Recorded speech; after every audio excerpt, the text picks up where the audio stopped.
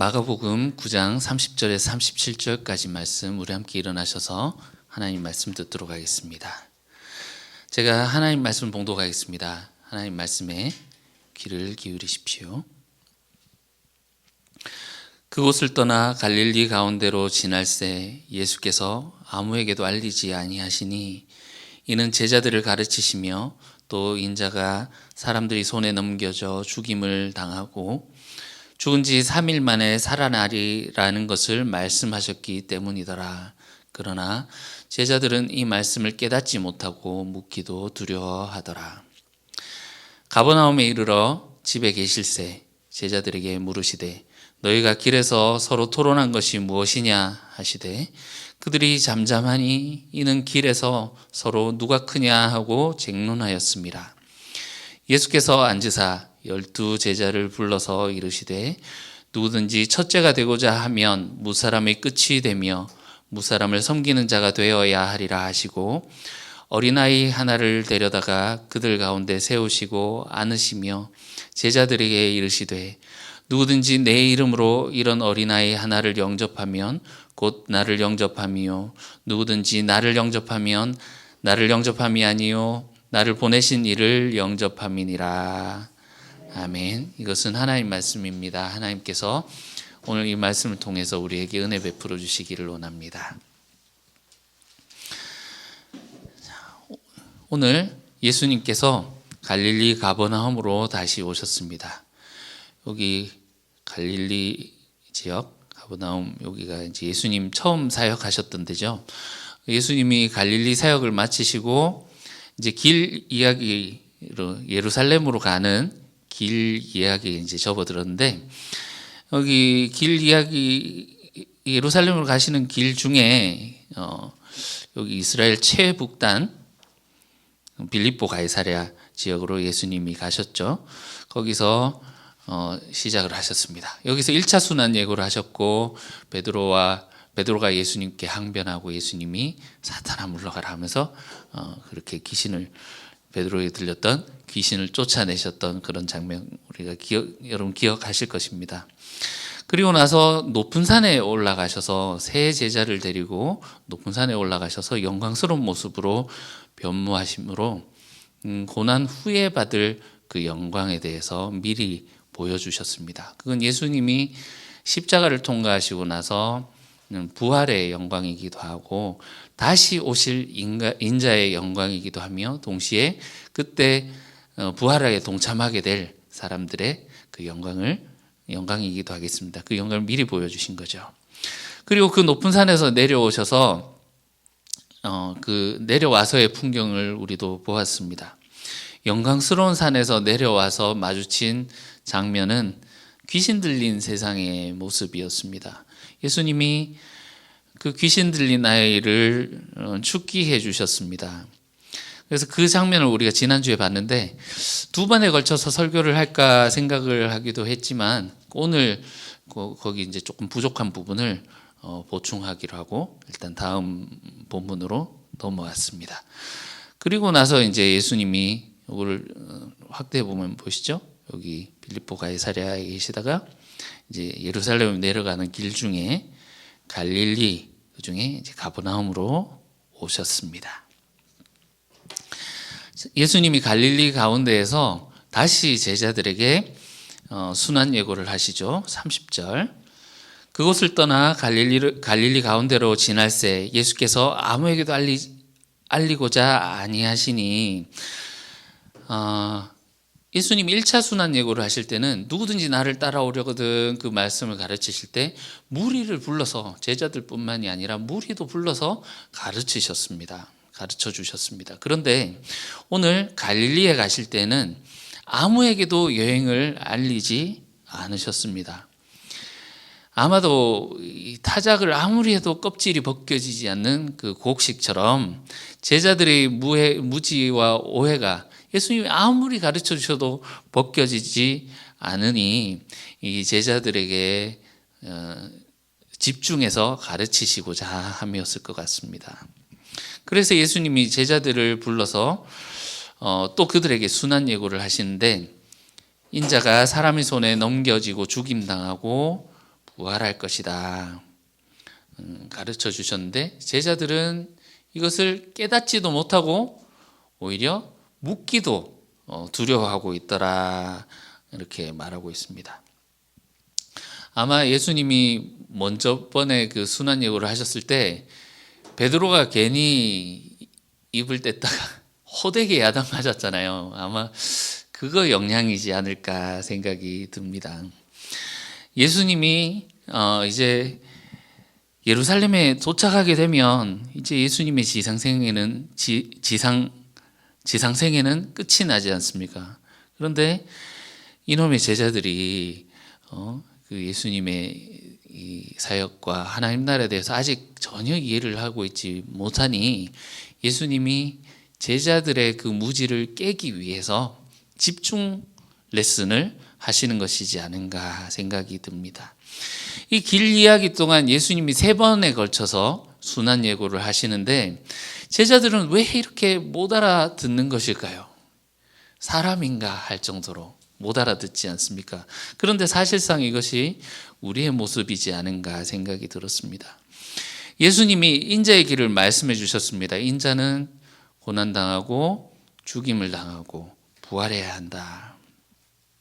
그리고 너희들도 나를 따라오려면 이 인자의 길을 가야 한다 말씀하시죠.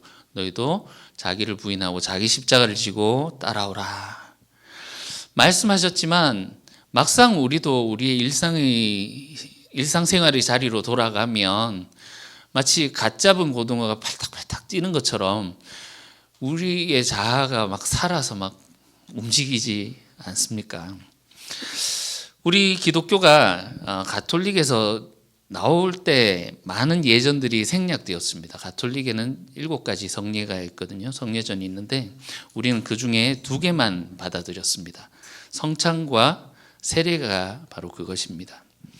대신에 우리는 하나님의 말씀을 더욱더 강조합니다. 하나님의 이 말씀을 듣는 이 설교 시간이, 하나님의 말씀이 선포되는 이 설교 시간이 말씀이 육신이 되는 그 성육화가, 그 말씀의 육화가 이루어지는 시간이라고 우리는 믿습니다. 그래서 설교가 예배의 중심을 차지하고 있고 분량으로 봐도 굉장히 많은 시간을 차지하고 있지요. 비록 설교자는 부족하지만 하나님께서 친히 이 부족한 설교자의 입을 통하여 나오는 이 설교 가운데 거하신다라고 믿는 것이죠. 하나님이 친히 하신 말씀으로 우리는 믿고 받아들입니다. 물론 이 설교 시간에도 하나님의 말씀의 육화가 이루어지는 것이지만, 저는 또한 우리의 삶 가운데에서도 말씀의 육화가 이루어진다라고 생각합니다. 이 말씀이 듣는 것에서 그치는 것이 아니라 우리의 삶에서 드러날 때 바로 그 순간이 이 말씀이 진정으로 하나님의 모습, 예수님의 그 모습이 육화되어서 우리 가운데 함께 하시는 것이지요.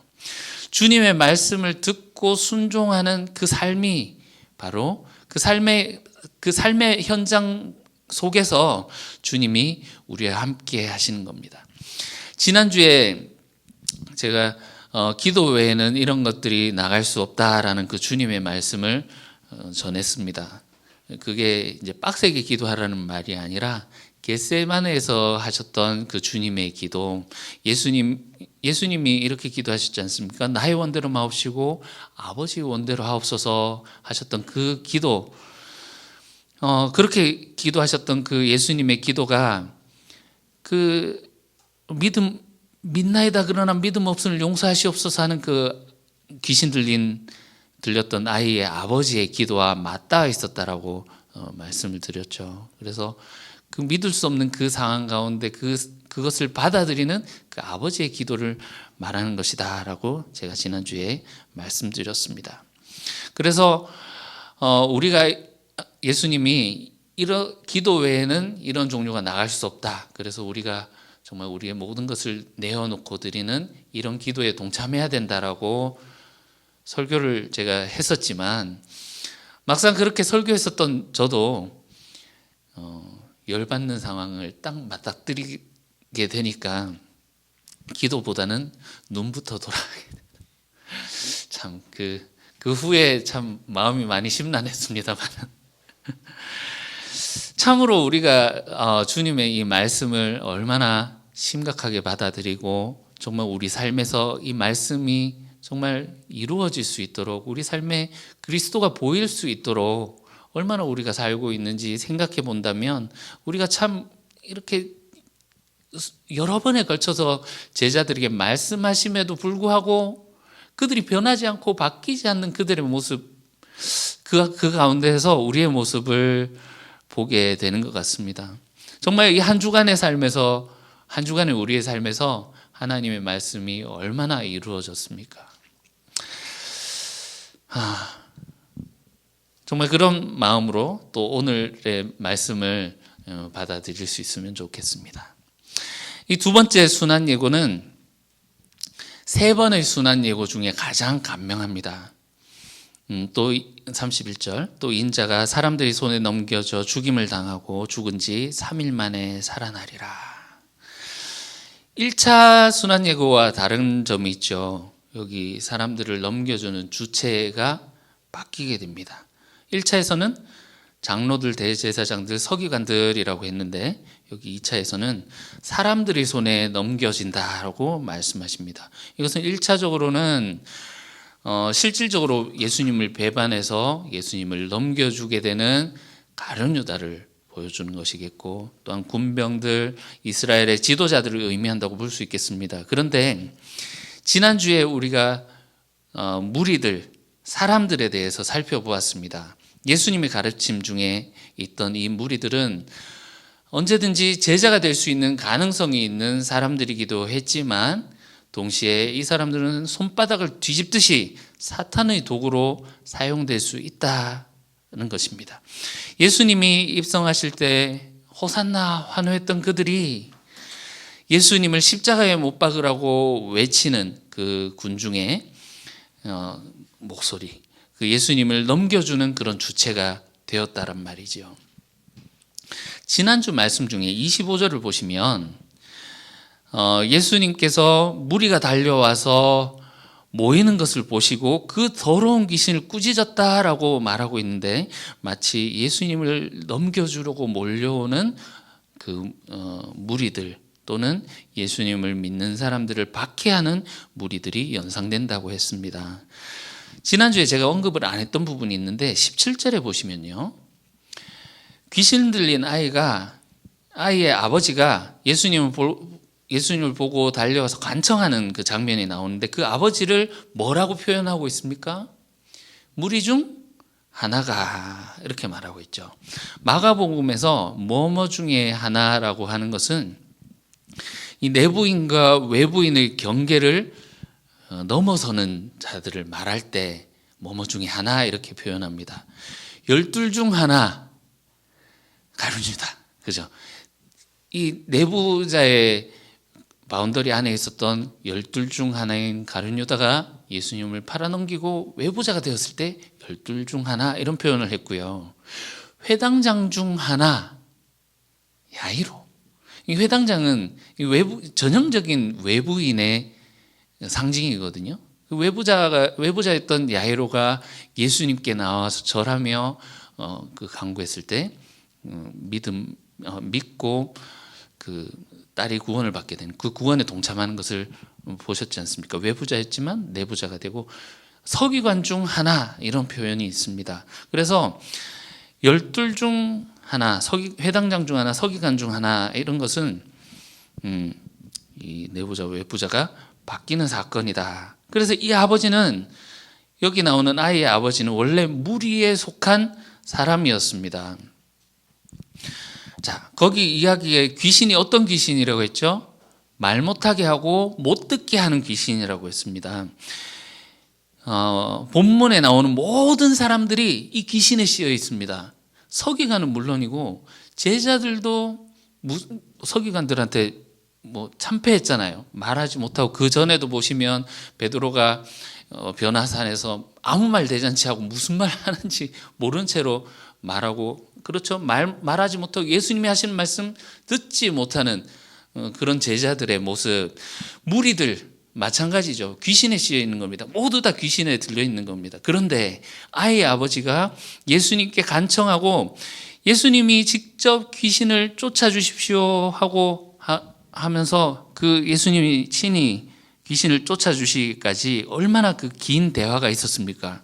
이 긴 대화 가운데 믿음에 관해서 말씀하시는 예수님의 말씀을 알아듣고 소리쳤습니다.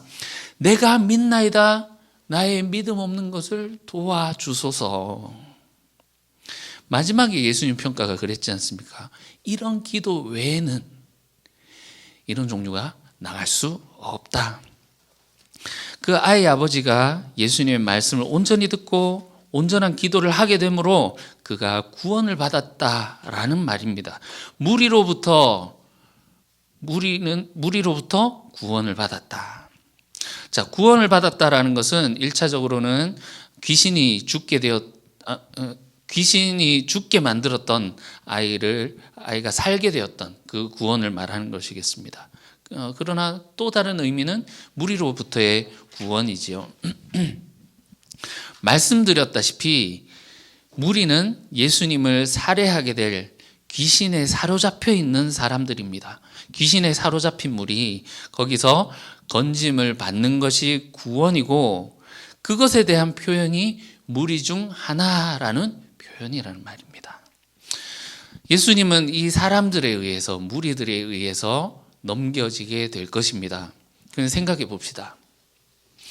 예수님이 넘겨져서 죽임을 당해야 되는 이유가 무엇입니까? 예수님이 왜 무리들로 인해서 사람들에게 넘겨져서 죽임을 당해야 되는 것입니까? 10장 45절을 보시면 예수님이 오시는 목적을 말씀하시는데, 인자가 온 것은 섬김을 받으려 함이 아니라 자기 목숨을 주어서 많은 사람들을 살리기 위해서 오셨다라고 말씀하셨습니다. 그래서 지난주에 보시면 변화산에서 내려오셔서 귀신 들린 아이를 살려주셨지 않습니까? 귀신이 아이를 죽게 만들었지만 예수님이 그를 살려주셨지 않습니까? 여러분, 이상하지 않습니까? 살려주시기 위해서 오셨잖아요, 예수님이. 이 세상의 죽음의 문제를 해결하기 위해서 자기 목숨을 주기 위해서 오셨다고 예수님은 말하고 있습니다. 그런데 이 자기 목숨 살려주기 위해서 오신 분을 왜 죽이는 걸까요? 세상이요. 이 세상이 정상적입니까? 비정상적입니까? 비정상적이지요. 이 세상이 비정상적임을 보여주는 장소가 바로 십자가입니다. 이 세상에 속한 사람들이 귀신에 들렸다라는 증거입니다. 예수님이 제자들에게 인자가 사람들의 손에 넘겨지고 죽임당하고 부활할 것이다 가르쳐 주신 것은 이 사탄이 지배하는 세상으로부터 구원받아서 하나님 나라에 속해야 함을 알려주시는 것입니다. 이런 예수님의 가르침에 제자들의 반응은 어떠합니까? 첫 번째 순환 예고 다음에 베드로가 예수님의 멱살을 잡았죠. 당신은 그런 그리스도가 되면 안 됩니다 했던 것처럼 오늘 이 두 번째 순환 예고를 하시는데 제자들은 우리를 실망시키지 않습니다. 가버나움의 집으로 오는 길에 예수님은 제자들이 자기들끼리 수군거리는 것을 들으셨던 것 같습니다. 그래서 물으셨습니다. 집에 와가지고 아까 길에서 너희들 토론하던데 뭐 토론했노? 아까 싸우던데 물으신 겁니다. 제자들이 입이 조개처럼 나무러졌습니다. 말할 게 없는 거죠. 부끄러움을 느끼긴 하는 것 같습니다. 왜냐하면 그 내용이 누가 크냐 하는 거 가지고 다퉜기 때문입니다. 제자들은 예수님과 지금 같은 길을 가고 있는 것 같지만 전혀 예수님과 만나지 못하는 평행선을 달리고 있습니다. 33절과 34절 보시면 길에서라는 말이 두 번 나오거든요. 너희가 길에서 토론한 것이 무엇이냐? 34절 길에서 서로 누가 크냐 하고 쟁론하였습니다. 한 길을 간다라는 것은 같은 목표, 같은 뜻을 가지고 같은 수단으로 그 목표를 향해서 가는 것을 의미하는 것입니다. 예수님과의 제자들이 한 길을 가는 것처럼 보이지만 이 제자들은 예수님과 함께 있지 않습니다. 예수님의 가시는 길은 섬김의 길, 자신을 가장 아래 두어서 다른 사람들을 살리는 길, 하나님께서 악에게 승리하기 위해서 가시는 길을 가시는데 제자들은 자기 상승의 길을 가고 있더라는 거죠. 약간의 상상력을 동원해 봅시다. 제자들 이렇게 다툴 때 누구 목소리가 제일 컸을까요? 떠오르는 사람이 있지 않습니까? 왜 이런 다툼이 있었을까 생각을 해보면 아마 이렇게 오는 길에 귀신을 쫓아내지 못했던 그 일을 얘기하면서 시작이 되었지 않았을까 생각이 듭니다. 세 명의 제자들 베드로, 야고보, 요한이 예수님과 함께 변화산에 올라갔다가 와서 그 자리에 없었지 않습니까? 야, 어찌된 일이고 하고 물었겠죠. 묻다가 한 명이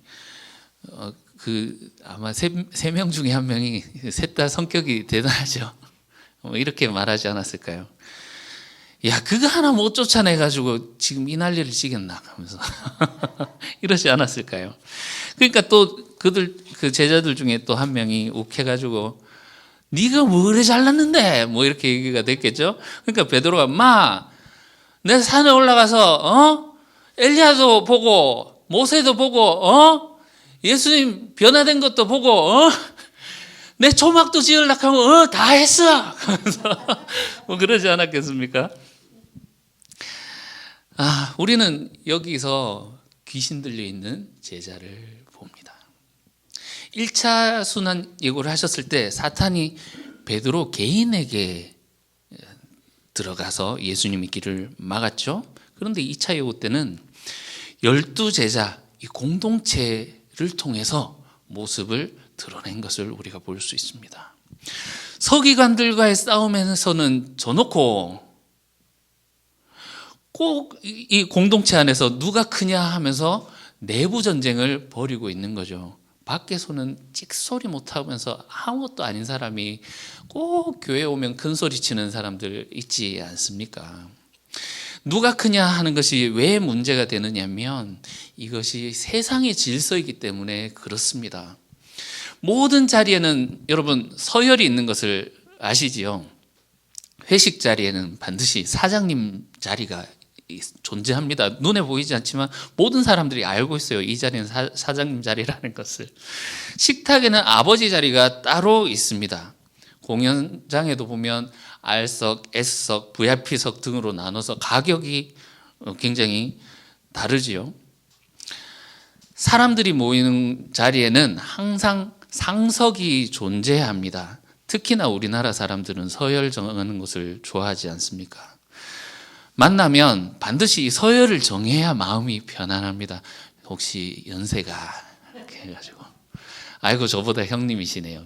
나보다 위에 사람. 아이고 내 아래네 하면서 정리가 딱 돼야 편합니다.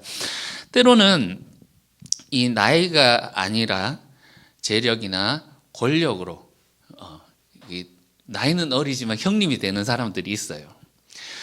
그렇게 꼭 서열이 정해집니다. 사람들은 그렇게 높은 자리에 앉기 위해서 애를 쓰는 것 같습니다. 왜냐하면 높은 자리에 앉을 때 내가 가치 있는 사람이 되고 내가 다른 사람보다 큰 사람이 되는 그 자기의 존재감을 확인하게 되는 길이기 때문에 그렇습니다. 역으로 처지면 낮은 자리에 있으면 내가 낙오되는 것 같고 처지는 것 같고 뭐 그런 느낌이 들겠죠. 사탄은 이런 세상의 질서를 들고 교묘하게 교회 내부로 침투합니다. 장로교에서 장로를 뽑는 시스템이 원래는 굉장히 성경적이고 아름다운 취지에서 만들어진 것입니다. 장로들을 세운 것이 이 목사 혼자 독주하는 것을 막고 견제하기 위해서 라고 생각하는 사람들이 꽤 있는 것 같습니다. 그래서 목사를 죽으라고 견제하는 것이 이 장로의 사명이라고 생각하는 분들 꽤 만나봤거든요. 그러나 원래 취지는 사람은 누구나 불완전하다라는 것을 인정하고, 그렇기 때문에 이 성령 충만한 사람들이 모여서 기도하고 하나님의 뜻을 같이 확인하고자 하는 데 있습니다. 한 사람이 아니라 하나님이 성부, 성자, 성령 함께 공동체를 이루시는 것처럼 사람들도 함께 모여서 그 하나님의 뜻을 알고 함께 이 공동체를 세워감에 있습니다. 그래서 이 서로 연합하고 사랑하는 공동체가 되어서 교회를 섬기고 교회가 온전히 하나님 뜻 가운데 있을 수 있는 그런 역할을 하는 것이 당연한 말이지요. 그런데 장로가 되기 전과 되고 난 이후가 달라지는 사람들이 얼마나 많이 있습니까? 신대원 동기 중에 저보다 10살 많은 분이 계신데 노회에 갔는데 계시더라고요. 대구 교회 담임 목사로 오신 모양입니다. 그래서 저를 보고 반가웠는지, 또 이게 목사가 누구 만나서 털어놓을 사람이 없지 않습니까? 얘기할 사람이 없으니까. 그날 저 만나서 붙들고 얘기를 하는데 3시간 동안 쉬지도 않고 막 그 토하면서 얘기를 하더라고요. 자기 안에 있는 그 아픔들을. 이거 담임 목사 아무나 할 수 있는 게 아니겠다 생각이 들었습니다. 여러분, 장로가 교회에서 높은 자리에 올라가는 것입니까? 교회를 자기 마음대로 움직일 수 있는 주인이 되는 것입니까? 여러분, 권사가 되면 집사 나부랭이가 어디 권사 앞에서 하면서 집사의 입을 다물게 할 수 있는 권위가 생기는 것일까요? 목사도 마찬가지죠. 목사가 되면 섬김받기에 합당한 그런 존귀한 그런 큰 사람이 되는 것입니까? 여러분, 하나님 나라는 이런 크고 작음의 문제가 아니지 않습니까? 이거는 세상 질서지 않습니까? 사실 오늘 본문은 또한 초대교회의 그런 문제를 반영한 것이기도 합니다. 예수님이 재림이 지연되면서 교회 규모가 늘어나면서 교회 안에 권력이 생기기 시작한 거지요. 바울 선신도 보시면 고린도전서에 게바파, 아볼로파, 바울파, 어떤 사람들은 예수파 해가지고 막 서로 파당 나눠가지고 싸우고 하지 않습니까? 누가 정통성이 있느냐, 누가 더 크냐 하는 문제지요. 한국 교회는 예수와 그리스도가 싸운다고 합니다. 예수교 장로회, 그리스도교 장로회, 기독교 장로회. 아무튼 그것을 들은 예수님의 눈이 차갑게 가라앉았습니다. 그리고 예수님이 앉으셔서 12를 부르십니다. 35절 보시면요. 예수께서 앉으사 12 제자를 불러서 이르시되 누군지 첫째가 되고자 하면 무사람이 끝이 되며 무사람을 섬기는 자가 되어야 하리라. 이 성경에서 앉으셨다라는 것은 통치자의 모습을 보여주는 그런 장면이 많습니다. 그런 의도가 많습니다. 예수님의 이 앉으심은 하늘 보좌에 앉으신 그 권능을 표현하는 것입니다. 예수님이 자기를 인자라고 하셨는데 그 인자에는 2가지 모습이 있죠. 하나는 고난당하고 죽임 당하는 그런 인자이고, 또 하나는 아버지의 영광으로 오실 인자입니다. 14장에 대제사장이 예수님을 신문하면서 묻습니다. 네가 찬송받을 이의 아들 그리스도냐 물었습니다. 그때 예수님께서 이렇게 대답하십니다. 예수께서 이르시되 내가 그니라. 인자가 권능자의 우편에 앉은 것과 하늘 구름을 타고 오는 것을 너희가 보리라, 이렇게 말씀하시거든요. 예수님이 앉으셨다라는 것은 이 종말 인자의 모습입니다. 종말 심판의 자리에서 재판장의 보좌에 앉으신 겁니다. 종말 심판에서 재판장의 자리에 앉으셔서 12 제자들을 부르셨는데, 지금 이 제자들은 하나님의 그 종말 심판 앞에 서게 되는 것입니다. 오늘 본문의 제자들은 내부 투쟁 중이었죠. 자, 9장 50절을 보시면요. 화목하라 하고 끝나거든요. 그러니까 오늘 본문부터 9장 50절까지가 한 덩어리다라는 말입니다. 오늘 그래서 다음 주에 보시겠지만 다음 주에 이어지는 그 내용을 보시면 지옥 이야기가 나옵니다. 사탄의 때가 종식되고 하나님 나라가 완성되면 사탄 나라에서 하수인 역할을 했던 사람들은 지옥불에 던져지게 될 텐데, 자, 43절부터 쭉 나오죠. 손을 찍어버려라. 두 손 가지고 지옥 가는 것보다 낫다. 발을 찍어버려라. 발 가지고 지옥 가는 것보다 낫다. 눈 뽑아버려라. 나오죠. 49절 사람들마다 불로써 소금 치듯함을 받으리라. 지옥에서 구더기가 죽지도 않고 불도 꺼지지 않는 그곳에서, 그래서 자기가 가지고 있는 이 육체를 쳐서 다스리라는 말씀이지 않습니까? 지금 예수님이 제자들을 불러놓고 앉아서 하시는 이 말씀은 누가 크냐 하고 다투는 이 다툼은 지옥에 갈 일이다 라는 것을 말씀하시는 겁니다. 이것이 단지 너희가 다퉜으니 지옥 뭐 이런 행위의 하나하나를 두고 말씀하시는 것이 아닙니다. 이것은 소속의 문제입니다. 너희가 어디에 속했느냐? 너희가 하나님 나라에 속했느냐? 사탄의 질서 아래에 속했느냐? 너희가 어디 소속이냐? 이거를 묻고 계시는 겁니다. 예수님의 가르침을 따라 사느냐? 아니면 사탄의 가르침을 따라 세상 질서대로 따라 사느냐에 따라서 그들의 운명이 달라지게 되는 것입니다. 이것이 내부자라고 예외가 있는 것이 아닙니다. 이 가르침은 집 안에서의 가르침이지요. 그 말은 제자 공동체, 즉 내부자에게 주시는 말씀입니다. 3장에서 가족들이 예수님을 붙잡으러 왔을 때 예수님은 그 가족들을 집 밖에 세워놓고 집 안에 있는 자들, 둘러 앉은 자들을 보시면서 말씀하셨습니다. 누구든지 하나님의 뜻대로 행하는 자가 참 하나님의 가족이다. 역으로 생각해 보면요. 내 안에 있더라도 하나님의 뜻대로 행하지 않으면 너도 예외 없다라는 말씀이겠습니다.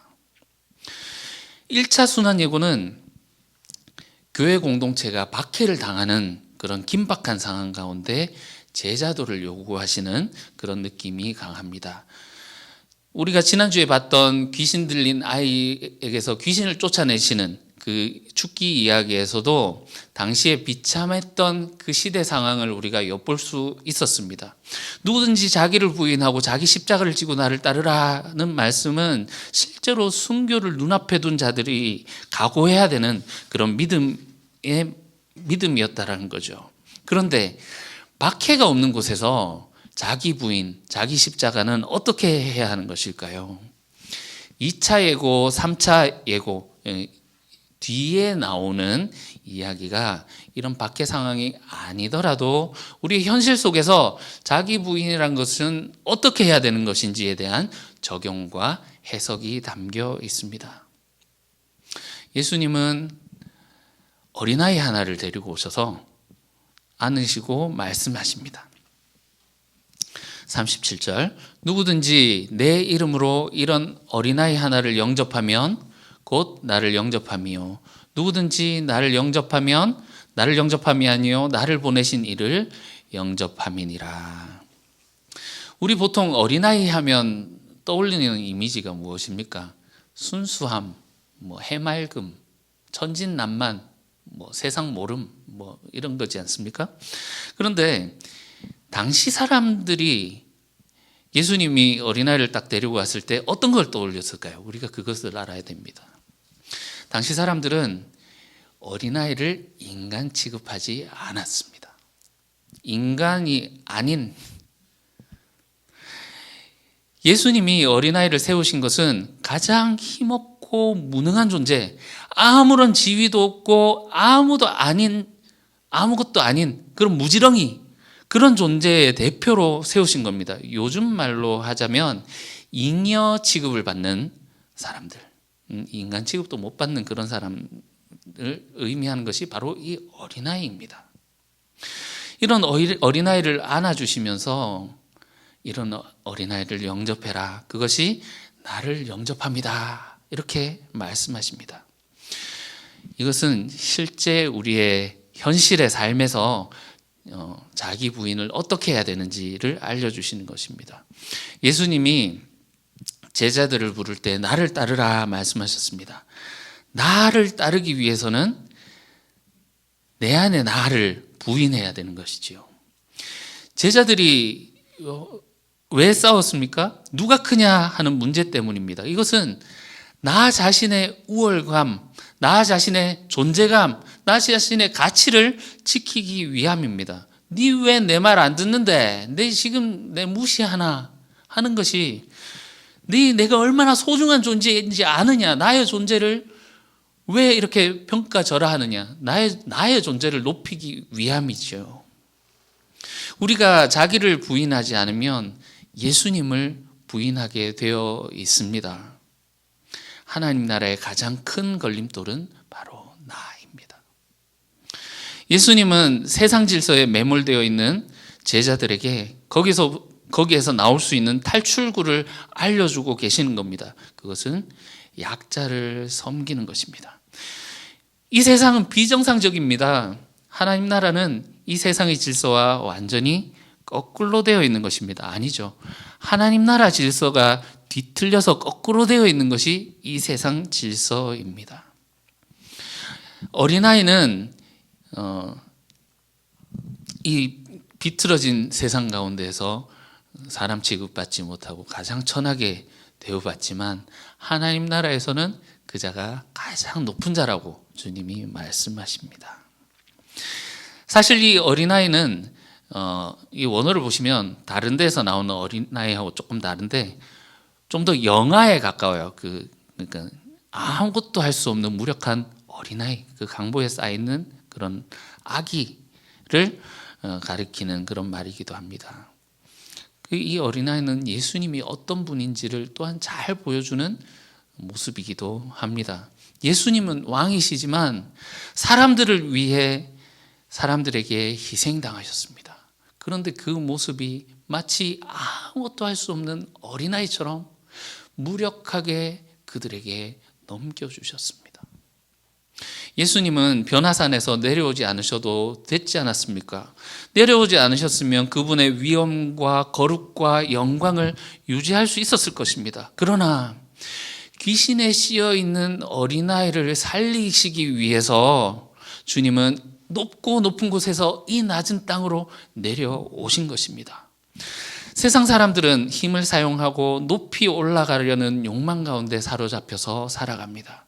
마가복음의 눈을 통해 보면 귀신 들린 사람의 모습입니다.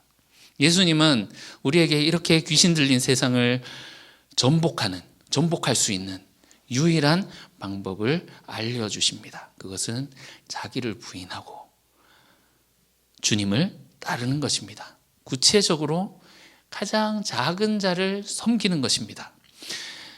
하나님이 여러분들에게 재물을 주셨습니까? 그것은 작은 자를 도와주라고 주신 것입니다.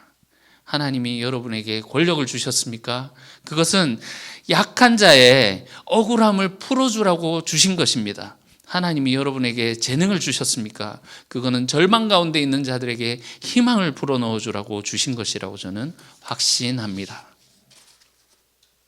그것이 하나님 나라가 회복된 모습이며 비정상적인 세상이 다시 정상으로 회복되어지는 그런 모습이겠습니다. 여러분, 교회 생활은 신앙생활과는 다르지요. 신앙생활이라고 하는 것은 믿음으로 우리가 살아가는 모든 일상생활을 포함하는 것이겠고, 교회 생활은 교회에 나와서 하는 그런 생활을 말하는 것이겠습니다. 여러분, 우리는 교회 생활하지 말고 신앙생활 할 수 있으면 좋겠습니다. 예수님의 말씀을 마음판에 새기고 그것을 순종할 수 있는 우리가 될 수 있으면 좋겠습니다. 세상에서 구원받은 자로 하나님 나라의 백성으로 그렇게 살아갈 수 있는 우리가 되어서 정말 주님의 말씀이 우리의 삶에서 드러나게 될 때 세상 사람들이 우리를 통해서 그 주님이 드러나게 되고, 또한 세상 사람들이 우리를 통해서 그 주님을 보게 될 것입니다. 주님이 늘 우리와 함께 하시는 그런 저와 여러분들이 되시기를 주님의 이름으로 축원합니다. 기도하겠습니다. 주님, 넋이 나간 우리를 용서하소서. 우리는 자신을 속이고 현혹하면서 주님을 따르고 있다고 했습니다. 참으로 오늘 만난 주님은 사랑과 자비가 충만하시며 우리에게 모든 것을 주신 분이십니다. 어둠 속에 몸을 감추고 있던 저희들에게 당신의 심장을 들고 우리를 찾아오셨습니다. 우리가 주님의 사랑을 받았으니 빚진 자로 그 사랑을 전하게 하시옵소서. 나를 따라오라 하시는 주님의 말씀에 기쁨으로 순종하게 하시옵소서. 우리가 아닌 당신의 뜻을 이루시옵소서. 예수님 이름으로 기도합니다. 아멘.